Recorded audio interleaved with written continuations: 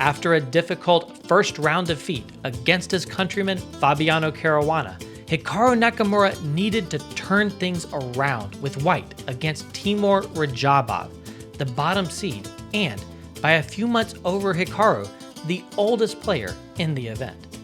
Well, Nakamura has something to avenge.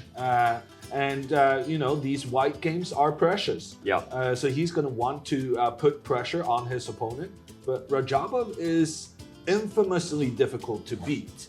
And the stats kind of showcase that even though Nakamura has the advantage in heads-up play, there are a lot of draws between them.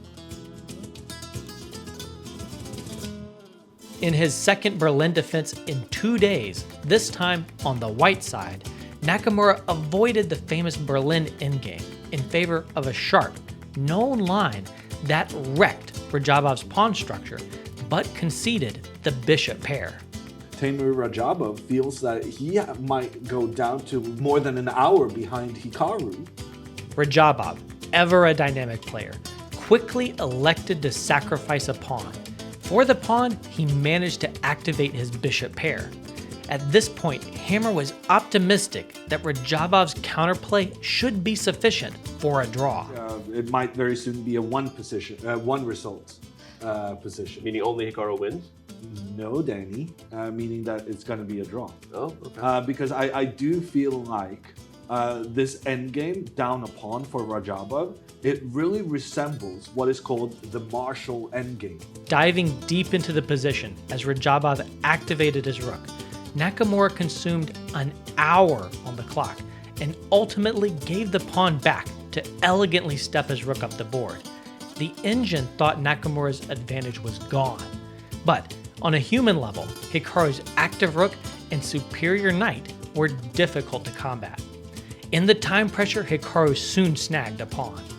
I think Hikaru's going to win this game. Hikaru's advantage escalated quickly as the players scrambled to reach the time control. And though Radjabov gained refuge on the clock, the resulting endgame was close to losing. Although, it was still so complex that it baffled spectating grandmasters. Now he did it. He did it, so he will win this game for sure. In the final phase, Radjabov sacrificed his bishop to push the h-pawn all the way to h2. But there, Nakamura's knight halted it.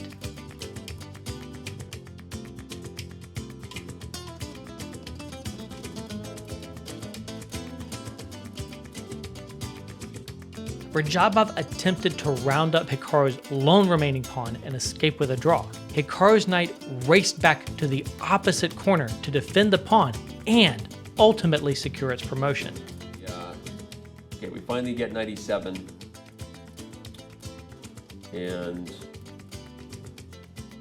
when will Radjabov realize that there's no way to stop this plan that we highlighted? Knight c8 and rook b8. With no way to stop this plan, Radjabov resigned.